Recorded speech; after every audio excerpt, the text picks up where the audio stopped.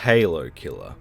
A popular term used in the mid-2000s when describing really just a console first-person shooter. Not a term you would usually find the developers using themselves, but fans of just a game's idea would dub it with the title Halo Killer, hoping to see it knock Halo down off its high horse. Turns out Halo would end up doing that to itself anyway. However, my first experience with this expression Halo Killer was just before the release of Killzone as a young pup. I'm just a little pup.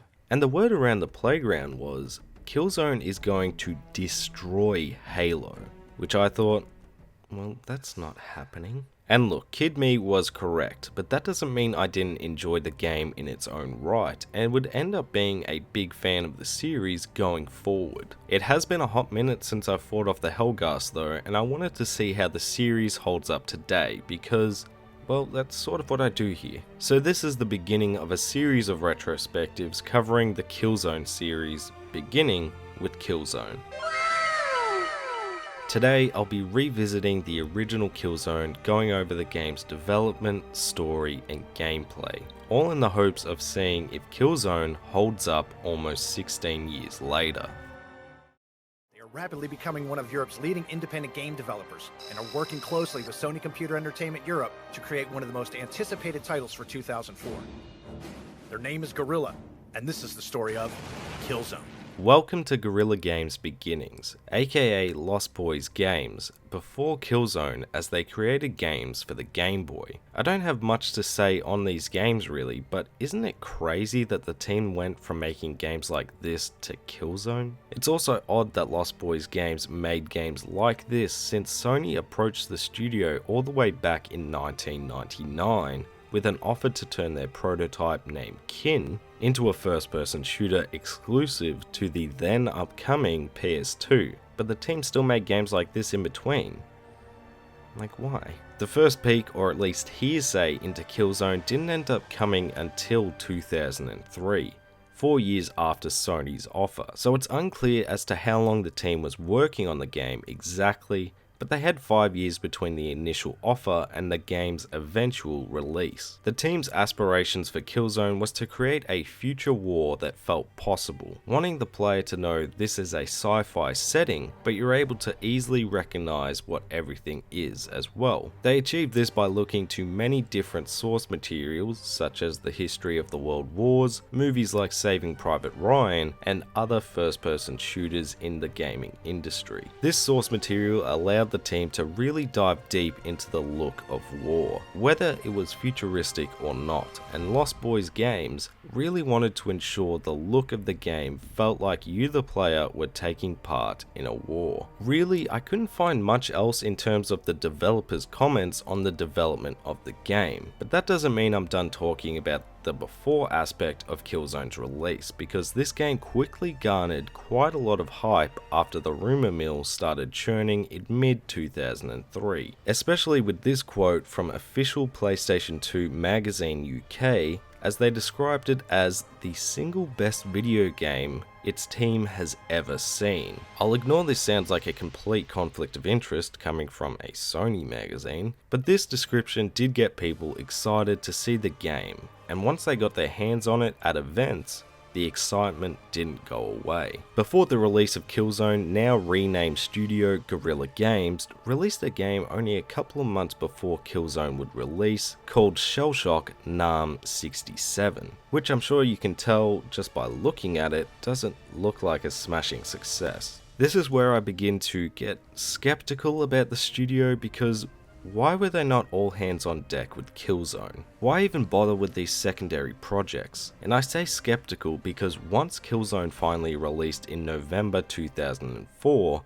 it was received as a good game on average, but did not live up to the hype that Sony and the devs pushed on the public. The game would end up receiving criticisms for the color palette, the game's controls, failed promises, and overall mediocrity. But because of the push Sony provided, the game did go on to sell really well despite failing to kill Halo. And as I said, playing this game as a kid, I really enjoyed it. But does that mean it all holds up in 2020? Time to find out.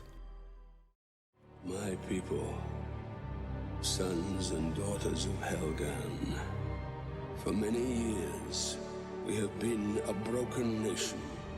Shunned, oppressed, and conquered by those we sought to escape.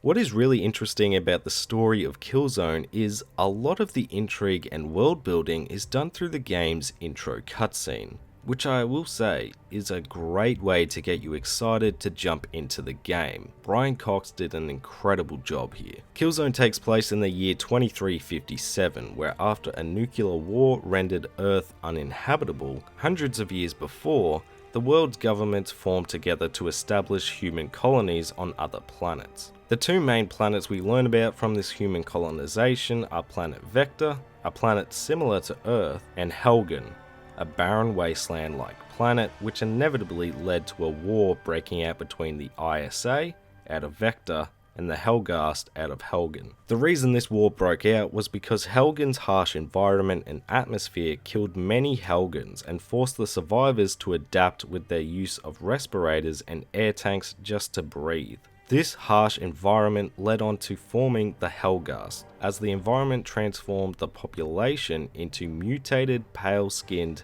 hairless people with increased strength and intelligence. Now evolved people, the Helghast look down on humans, convinced of their superiority, and the game begins with Scholar Visari, the Emperor of Helghan, sending his Helghast army on a secret invasion of Vector. The ISA became alerted to the attack, but were too late to stop them, and with the element of surprise, the Helghast overwhelmed the ISA, beginning us on the back foot of this war.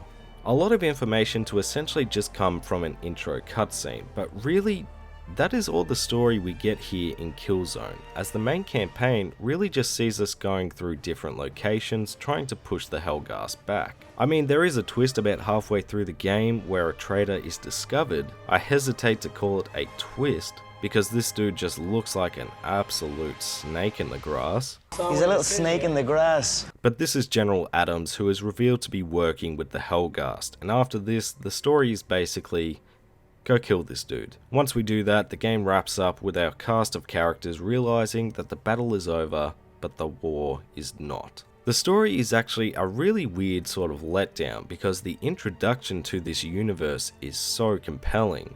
Setting up the now iconic Helghast, it really makes you ready to get invested in this story, but it doesn't really progress from here. That being said though, the cast of characters we meet and go through the campaign with do provide some amusement when completing a chapter or level.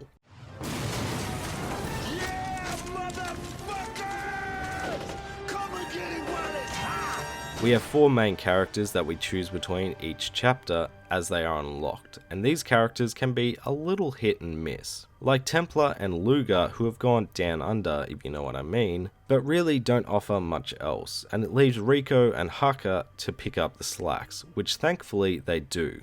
Especially Haka, as he is a half-human, half-Helghast spy, and he himself is a really interesting character as you try and figure out whose side he's on, but Rico adding a bit of humour into the mix. Really though, Killzone's story, aka the introduction cutscene, if nothing else, did really interest me in further installments, because I wanted to know more about this universe, especially in regards to the Helghast, because they are such a compelling villain that look intimidating. Seriously, the design is really well done. It's just unfortunate that this universe wasn't more explained here in the first game. But how does the gameplay factor into all of this?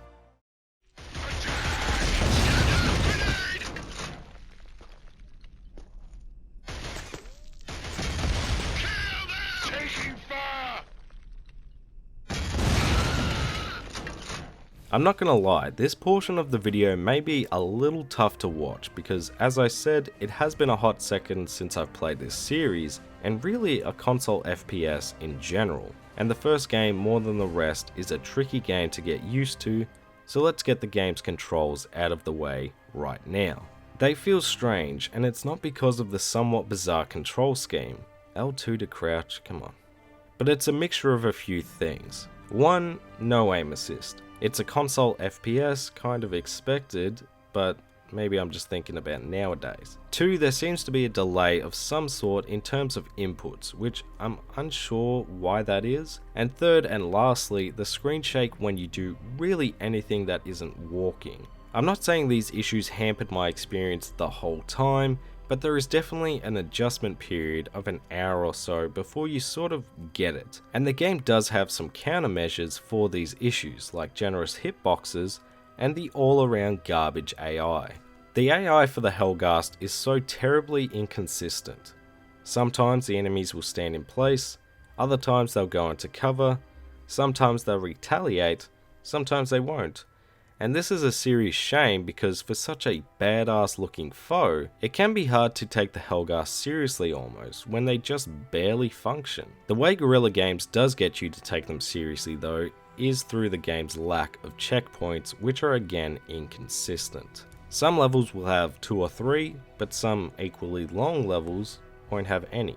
Luckily, each level is roughly between 5 and 10 minutes, but it's those 10-minute long levels that can sometimes have no checkpoint, and whilst this isn't an issue for the most part unless you encounter enemies out of the small draw distance,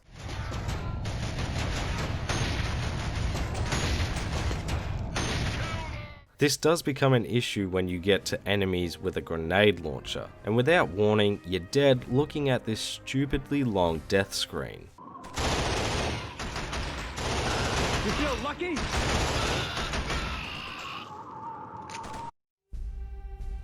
And I'll end my major negatives on this point. What on earth is this dock level? It feels copy-pasted and lazy. I don't like being so negative usually, but this game is definitely a case of nostalgia versus reality. My nostalgia said one thing, but the reality of playing the game today said another. And this is a shame because the game does do some good things, still even with the negatives factored in. The game's lack of checkpoints made me sit on the edge of my seat. I was so afraid of dying and replaying chunks of the game, I was forced to play smarter. And the more the game progressed, with the increase to enemy variety, because the Helghast are no punk in the bullet spongy department, and you have to make sure you keep your distance when possible, because some enemies can melt you and quick. Again, if you die, it can feel frustrating due to the lack of checkpoints, but if you don't die, it really plays out to be a very intense affair. The weapons are another positive despite some accuracy issues. I'm looking at you, Helghast Assault Rifle. They both look real, but also futuristic, and whilst they aren't all that special in terms of being original ideas, my personal go-to was the Helghast LMG because it absolutely melts your enemies, and at least in the beginning of a chapter, depending on who you choose to play as, your playstyle will change even if it is ever so slightly. Templar is your typical soldier.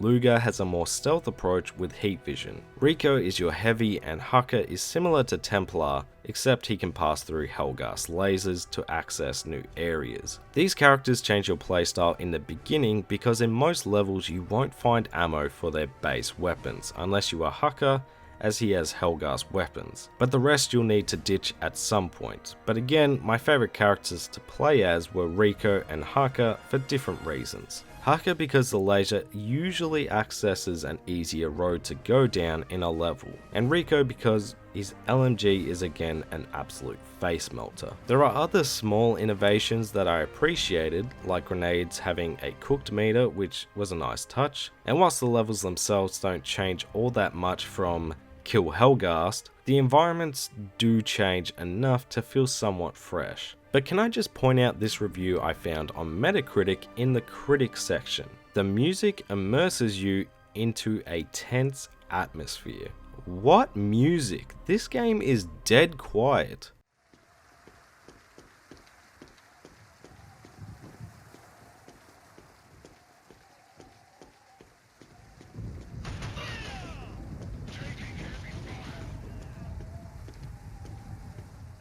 With all this being said though, whilst I can put a positive spin on the game as much as possible, there is no dancing around the fact that Killzone was a mixed bag to say the least.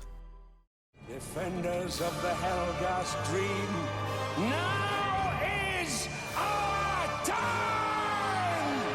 The original Killzone was probably one of the few games I've covered that before jumping into the game, I had a niggling feeling that it wasn't going to hold up particularly well today. This feeling would end up being correct, unfortunately, but that's okay. Not every game has to hold up in today's landscape, and I still appreciate Killzone for starting a series I would end up really enjoying over the years. But here in the first game, it just doesn't warrant you revisiting the beginning of this series. Despite the excellent opening setup, some interesting characters, the introduction to the now infamous Helghast, and some enjoyable gameplay at times, overall it just has too many problems from my perspective. However, I can say this with certainty, that just because my first venture back to the war against the Helghast hit a snag, doesn't dampen my hopes with the rest of the series, and I cannot wait to jump into Killzone 2 very soon. But for now, this has been my retrospective on Killzone.